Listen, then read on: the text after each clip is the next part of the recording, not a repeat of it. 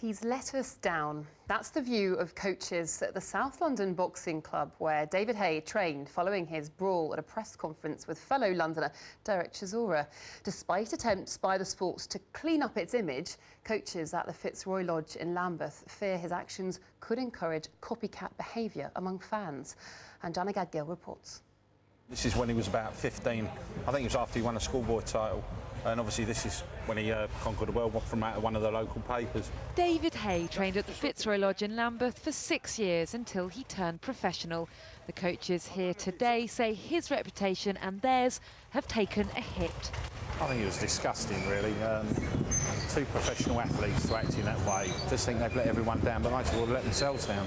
Let the boys down at the club and various other clubs throughout the country, especially the boys here, because they look up to David, you know, as an idol, really. You know, he was at the club and he's a world champion. These young boxers want to follow in his footsteps and become champions too. They're training for the biggest amateur competition in the country, the ABAs, which start on Thursday. But they're concerned that fans of David Haye might think boxing's just an excuse for a fight. You've got David Haye or Derek Chisora as their idol, and they're seeing them behave like that. What's to say they might not think that's okay? That's not appropriate. It gives out the wrong mentality. That it's out there for like having a fight, showing who's hard. It's not anything about that. Like in boxing, it's a skill. It's to hit and not be hitting. Haye was trained by local boxing legend Mick Carney, who passed away in November. And Roy says Haye wouldn't have got away with it while Mick was in charge. Mick Carney was a very, very strict coach.